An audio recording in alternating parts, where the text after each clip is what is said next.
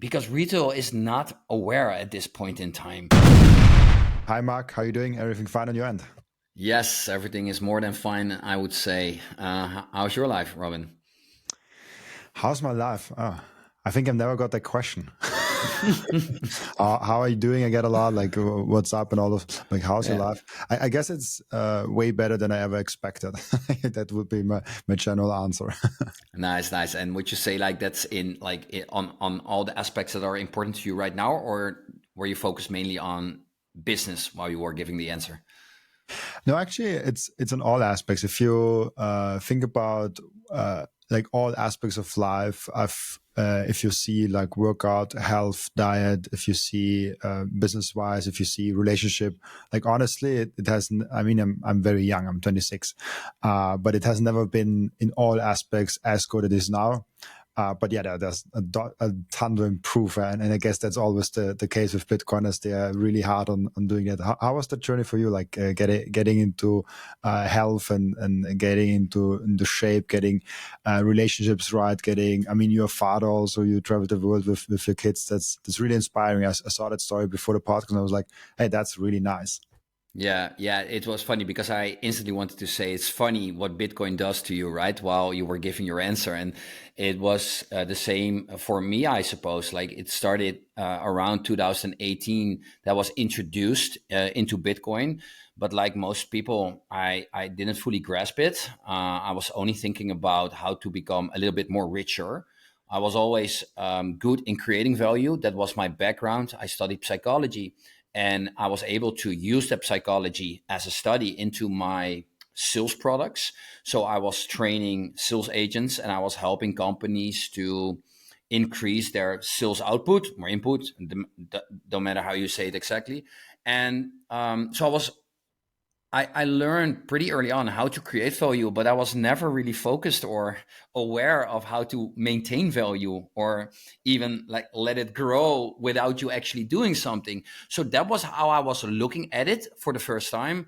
And then later on, of course, like I think most people who are actually interested in creating a better world that have also been introduced to Bitcoin, they go down that route. Whereas the quote unquote others, and I don't want to say anything bad about them, but they are more focused into like make as much fiat profit as possible and therefore stay too long in the shitcoin industry.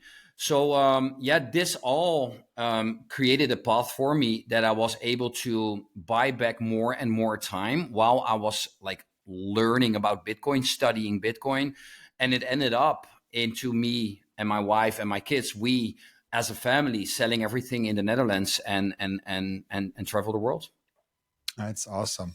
Maybe before we get started with all the topics, give the viewers a little bit of a background who you are and why you are in general excited about Bitcoin. Yes. So, like I said, I have a background in psychology. So I was always interested in everything with regard to the mind. So mindset. And I created a podcast, the Mark My Word Show in Dutch. And that was all about leadership from from a specific mindset. So I had lots of guests talking about stuff like that. And I think that while I was interviewing everyone, I was more and more intrigued by what it actually meant to have a biological experience, a purposeful driven life, while also at the same time being free, right? So those things usually don't come together that much because people are like being sucked up by whatever they do. So with that background, I also, of course, had my own business in sales, just like I said, and I was able to create lots of value, therefore make lots of money.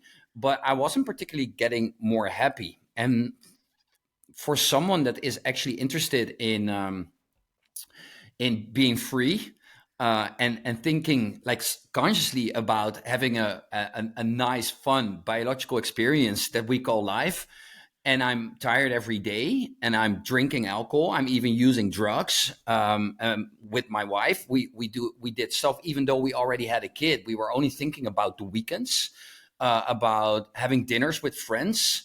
then drink too much wine, go to bed late, and then be exhausted that Saturday and Sunday, and then pick yourself up again and start the week on Monday again. And of course, because I'm like someone who like always continues, and if he says he's do something, I will do it. So we kept on working, and in the end, I ended up with an organization. It's called Awake Origins, and it was a spiritual based organization that like wanted to help entrepreneurs to create more from the inside out, like instead of from the outside in. So what has the world been telling you that you are, and like switch that into who you really are and produce from there, from your heart. And that was for me at the same time that I was introduced into Bitcoin. So to me, that was not coincidence. So I was becoming more and more aware. I would say spiritual, more interested. And so then I came to the point that my wife was crying in the car because she hated her work. I was exhausted every day, even though we had lots of money. So we made more money by we're buying more stupid stuff. We're not buying back our time, even though I was interviewing people about like mindset, being free, being happy, and it just didn't align anymore. And that was the point in time that I was okay. Like we have to do something different. That's that's big, and I think you probably learn a lot about how to actually be free, and there is this big mind shift coming. I think that more and more people are aware that time is the true wealth and not like material things. I think that's changing a lot. And maybe that's just because like my friends and my bubble of people that I have around think now like that. But I think overall in society, we hope to get that done, that like having more time is the wealth and not having more things. Of course, to spend good time, you need some things, but not as many as some might believe. Do you see that like as an overall trend, and is kind of Bitcoin even like accelerating that because it emphasizes having more Bitcoin, having more just having more financial energy saved up and not just into like a car or a house or whatever? Yeah, well, I definitely see the trend happening. So to answer the first question, like this global shift of consciousness, like this organization is growing rapidly as well, and there are more of them, right? That types of organizations. And when I go to an event, it gets bigger and bigger. So we started with like 20 entrepreneurs, and now sometimes there are like 300 entrepreneurs, and they are all in it for the same reason, sort of. But me sharing there, of course, me being a Bitcoiner, me talking about Bitcoin in those environments is not instantly a click for most of the entrepreneurs. Because they have experienced so much negativity in their quote unquote old world, in their path as entrepreneur, while they were creating businesses, all the stress, all the drama that was coming into that same process. They sometimes even view money as one of the bad guys. So when I talk about Bitcoin as being a new form of money, they instantly have this association of that's bad then as well. So when I do give my presentations in those moments, I really have to work hard to get them there. But once they are connected, and that's important because most people in the real world are not connected to their heart, right? They are just like being that NPC kind of energy, just going zombie wise through their whole lives. Ignorance is bliss. Most people are trying to stay unaware of all the things that are going on, but those entrepreneurs aren't, right? They are there for a reason. And so when they have that connection with their heart, they can see that from my, like when I'm presenting this Bitcoin story, it's not about getting rich, right? They actually feel vibration wise that it's about something else. Of course, number go up technology. Of course, you can get more wealthy. Of course, you can use the money to buy back your time, but it's way more than that.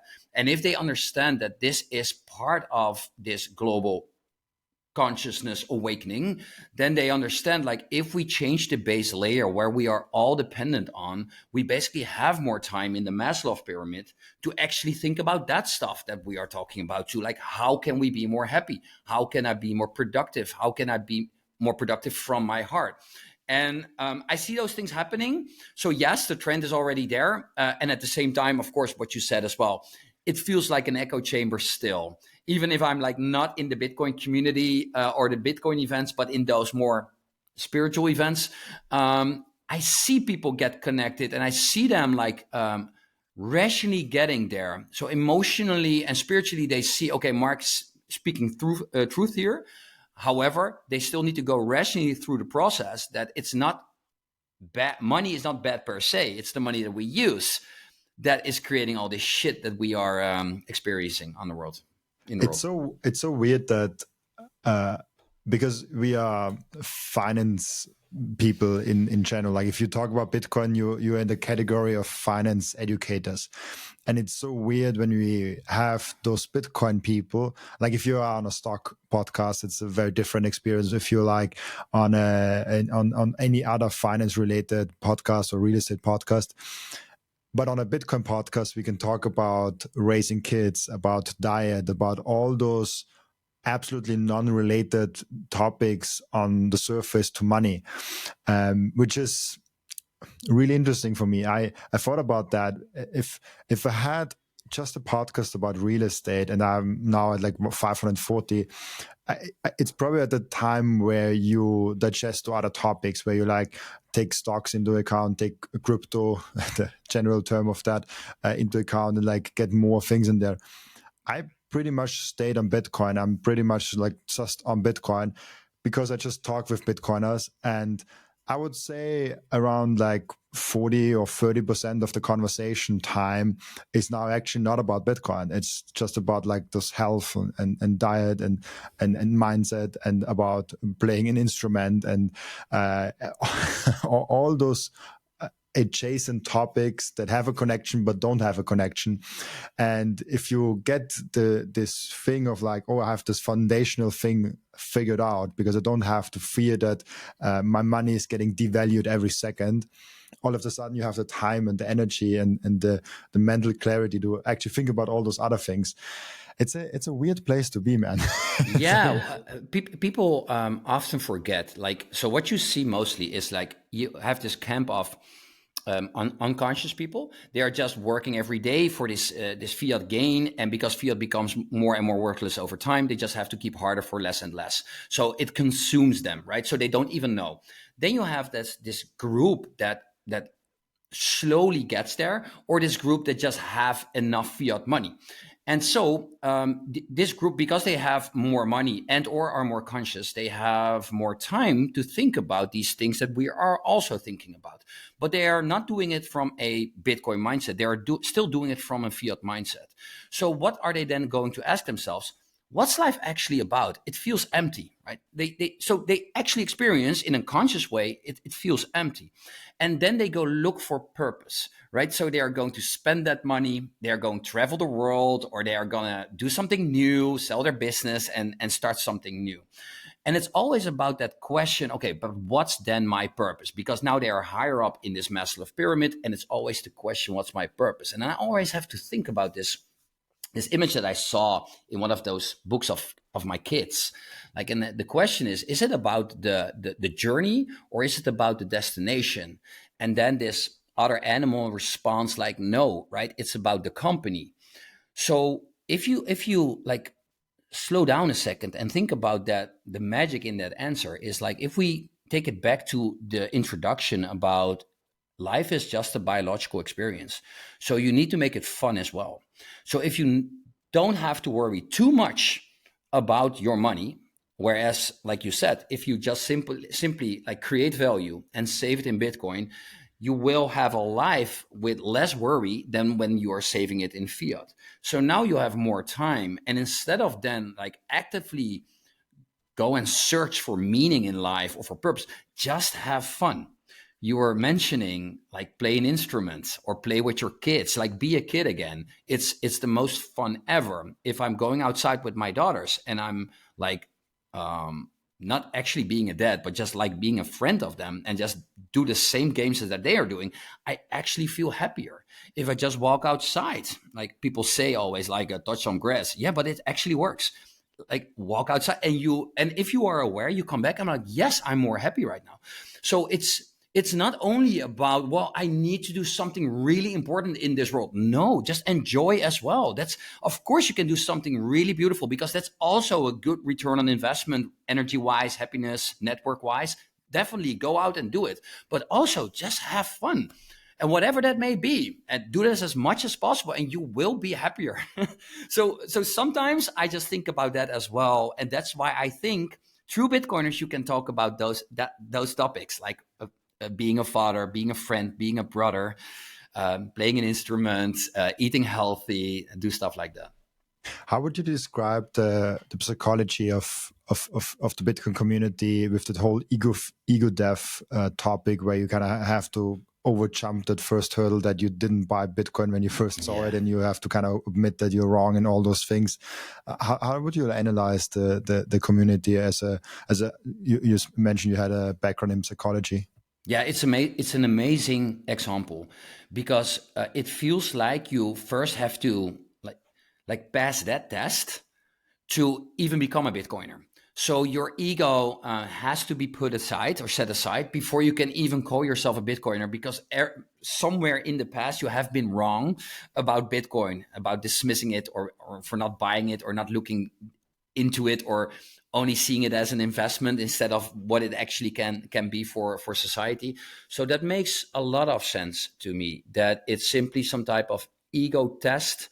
I think I was one of the first who tweeted it, like Bitcoin is not an IQ test, because I saw it everywhere. So I created a tweet. It's an ego test.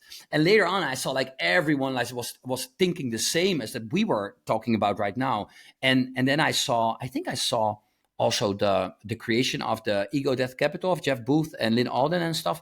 I mean, this makes so much sense, right? It's not about you anymore. It has never been about you. So if you can set that aside, life will be so much easier. But then again, to be honest, if you then look deeper into Bitcoin, you see lots of ego still there, being there, right? It's not per se in the interviews that we have, and the names that I just mentioned, Lynn Alden and Jeff Booth, to me are real examples of not putting their ego into whatever conversation they are having. But we still see some people in the Bitcoin community who are still like, I would almost say secretly from their fiat mindset, right? Like they get Bitcoin, but they are still into that fiat game. And it's not a criticism of any kind. It's just like an observation I make. And I mean, there is the Bitcoin community is now so big. I mean, there are people that are directly or indirectly in the Bitcoin community that are only focusing on strategy. It's like, yeah, they're all about Bitcoin, but they're only buying strategy. They're not getting the freedom grab technology. They're only getting the number grab technology. So it's like, are they in the Bitcoin community? Like, hard to say, right?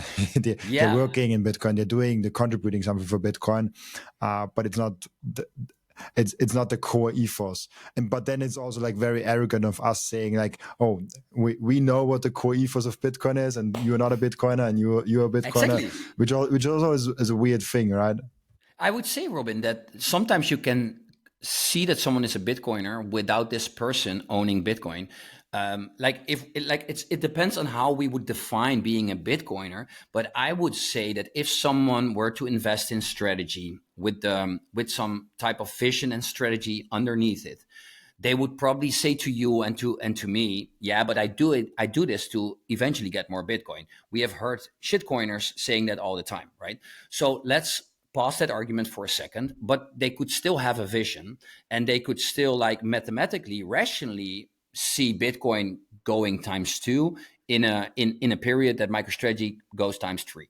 And if they want to use that money to buy back their time, to be there for their kids the year after, right?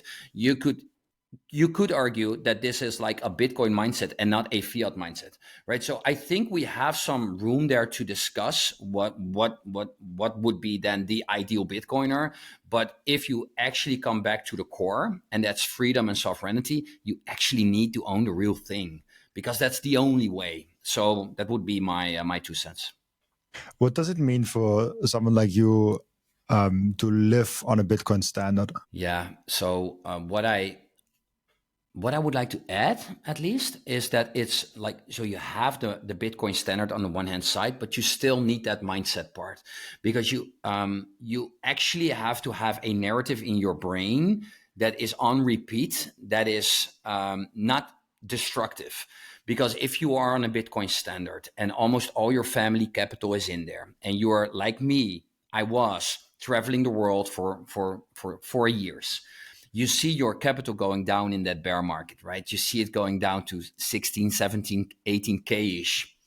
And if you, like I experienced, that I had to work really hard and train my mind to not get negative, and to, like, it was not that I wanted to sell Bitcoin because I knew I had to buy extra, right? That was the point. I was trying to create more fiat to buy extra during those times.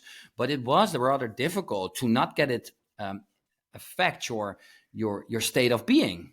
And that's eventually what it's all about. So it depends a little bit on, I think, do you have enough income in whatever way to, if that situation happens like a bear market or like a heavy drawdown, that you still have this happy energy in your brain, and not that destruction in your brain that you have made wrong decisions or that you do something you shouldn't have done. Because that's what to be honest, I did experience that type of energy. So I think, like, being on a Bitcoin standard to me now, and now I'm like already like 3 years further than I was in 2022. Now I can honestly say that I feel free all the time, like all the time. But someone else could say, yeah, but there hasn't been a real heavy drawdown, right, Mark? So what happens if it goes back to 30 or 40K? True, we have to experience that once more. That said, though, like, I can actually see that when I'm now in the Netherlands and 99% is in a fiat mindset on a fiat standard, that I am way more free than the average person that I come across. And like in the morning, I go to the gym, I CrossFit, or I do some other workout. I really have to find others that also feel that amount of freedom to, like, have a coffee, to have a real conversation, instead of everyone like being in that hurry, going to their job to make sure that they make enough money again, or because they are not free because they work for a boss or whatever. So those two things I experience, it's mainly positive for us as a family to have been living on a Bitcoin standard for so long. But still, like, we have to also think about the disclaimers that I just mentioned. It's interesting. Oh, it's interesting when we think about the last 3 years and what happened. Kind of, we haven't had a real drawdown. It's kind of going up since 3 years, and the major thing for me that happened is kind of, we have so many institutional players now in, and this whole thing. I always bring up that example of, we went from a jet ski to an aircraft carrier. Yeah. In 2011, we were like a small jet ski that just like jumping in the ocean, and it was going up and down and probably turning around a lot. Yeah. Now this whole thing is so much more stable, so much bigger, so much more powerful. I mean, in the grand scheme of things, we're still like a small fish, but we are a lot more stable than like 10 years ago. So with that being said, I just don't think we will get to do this major drawdowns anymore. Like maybe 40-50%, that's probably still possible. But I can't see a major downturn with so much institutional adoption, with so much heavy Bitcoin buyers.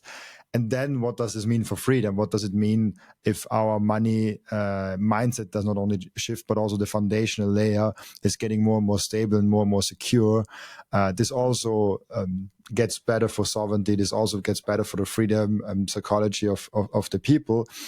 So I think the last 3 years has been just amazing for Bitcoin, and we're still just getting started with all the things. That's a weird thing. You always say like, we have come so far, but like we have like 99% of the way still to go. It's like it's a weird balance we have to take.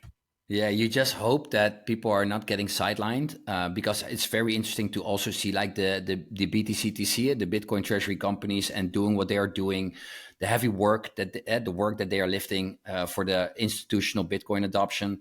Um, I do believe that some people might be sidelined or get sidelined and not like reserve their spot on the Bitcoin protocol base layer, right?